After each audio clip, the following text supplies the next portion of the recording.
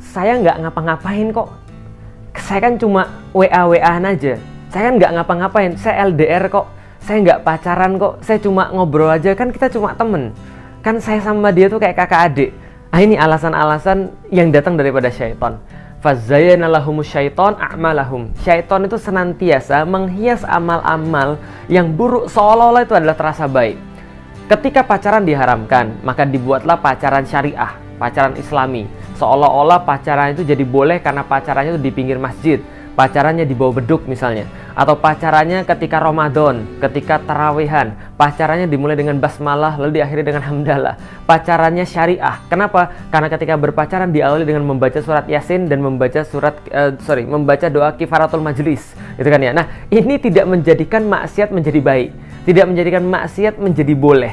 Kenapa? Karena keharaman tetap saja sebuah keharaman. Kebanyakan orang tidak memahami, termasuk para pengemban dakwah pun yang sudah mempelajari Islam, mereka tidak paham bahwa di dalam Islam kehidupan laki-laki dan wanita terpisah. Maka ketika tidak ada hajat, tidak ada keperluan yang syar'i, maka tidak boleh seorang laki-laki berinteraksi dengan seorang wanita. Apakah pergi ke bioskop bareng-bareng, ataukah pergi makan bareng-bareng, ataukah pergi jalan bareng-bareng, tidak ada. Selama tidak ada keperluan syar'i.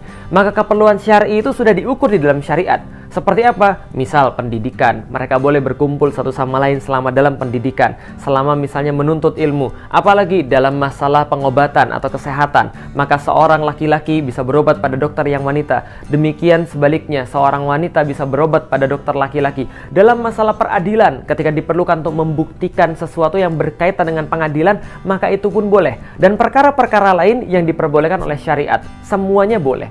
Nah, hanya saja kebanyakan kaum muslimin mereka menganggap remeh hal ini. Lalu mereka berkholwat dengan cara apapun. Mereka berkholwat di media sosial, mereka berkholwat di handphonenya, mereka berkholwat dengan menelpon, padahal semuanya sama. Karena kholwat tidak hanya bertemunya dua orang, tapi ketika pembicaraan itu membuai, lalu kemudian menafikan orang lain, dia berkasih-kasih sayang di situ, berbuai-buai dengan segala macam di situ, itu juga sudah termasuk berkholwat. Maka ini harus hati-hati, pergaulan pria dan wanita terpisah. Lah, mengapa begitu? Karena ini adalah bagian daripada tindakan preventif yang dilakukan oleh Islam. Bahwa wanita dan laki-laki ini memang punya kecenderungan satu sama lain. Maka mereka tidak diperbolehkan untuk bersama kecuali dalam hajat-hajat yang syar'i. Maka ini harus menjadi sebuah panduan dalam diri kita. Banyak-banyaklah mengkaji bagaimana sistem pergaulan di dalam Islam. Banyak-banyaklah mengkaji bagaimana Islam menempatkan laki-laki dan Islam menempatkan wanita. Kapan mereka boleh berkumpul? Kapan mereka harus terpisah sama sekali?